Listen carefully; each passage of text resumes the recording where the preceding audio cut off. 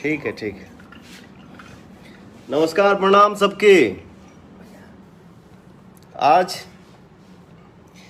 एक ठो रीजन से हम लाइव आइल बनी।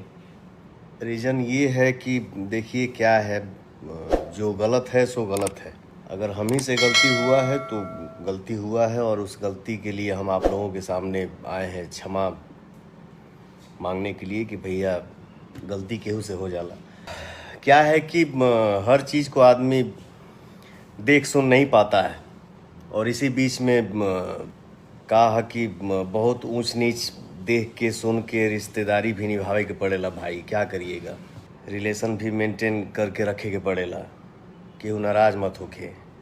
शूटिंग के दरमियान हम जब अयोध्या में शूट कर रहे थे धर्मा फिल्म का, तो मेरे पास गाना आया, और एक चाचा जी हैं, उनका ये हुआ कि बेटा इस गाने को गा दो। मैंने बोला ठीक है चाचा, देखते हैं, कोशिश करते हैं। तो हमको जब टाइम मिला, अभी मैं आराम में हूँ, तो हम ये गाना गा दिए, जो कि शायद ये गाना कोई और लड़का गा चुका है 2 महीना पहले। हालांकि ये गाना मेरे पास तो मुझे लग रहा है कि 4 महीना पहले इस गाना को हम सुने थे, लेकिन इधर बीच गाना ये रिलीज हुआ।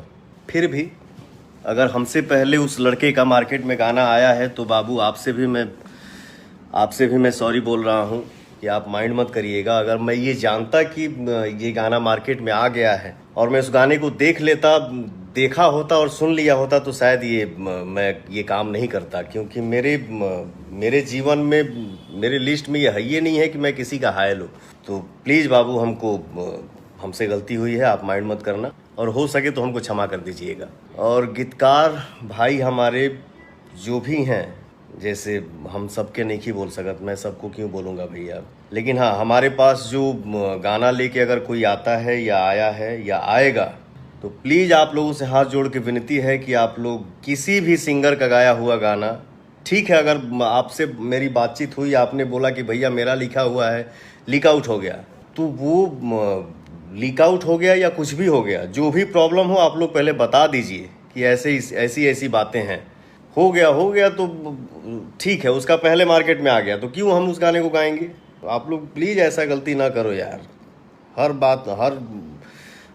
दिन एक नया मुद्दा, हर दिन एक नया मुद्दा, ये क्या चल रहा है हमारे भोजपुरी इंडस्ट्री में, कुछ समझ में नहीं आ रहा है। इस चीज़ में सुधार लाया जाए। और हमारे गीतकार जो भी हैं, क्या नाम है इनका, रिकेश पांडे जी, आपसे विनती है, हाथ जोड़ के बोल रहा हूँ, इस तरह का काम आप न करिए। मेहनत करिए, अपने मेहनत पे भरोसा रखिए। आप मेहनत करेंगे, अपने माता पिता का सेवा करेंगे, तो भगवान आपको ज़रूर फल देंगे, आप ज़रूर एक दिन स्टार बनेंगे।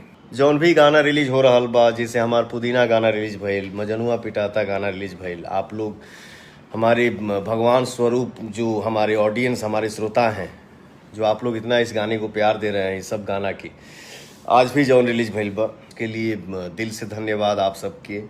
ये देखिए पीछे फ़ोटो हमार अम्मा के, और हमार फोटो एक ठो लड़का बना के दे गई बा। ऊपर जौन फोटो खींचता ना, ऊपर जौन फोटो दिख रहा बा, ये हमार जब फर्स्ट फिल्म रिलीज हुई रहे रंगली चुनरिया तोहरे नाम, अब बम्बई में पहला बार हमार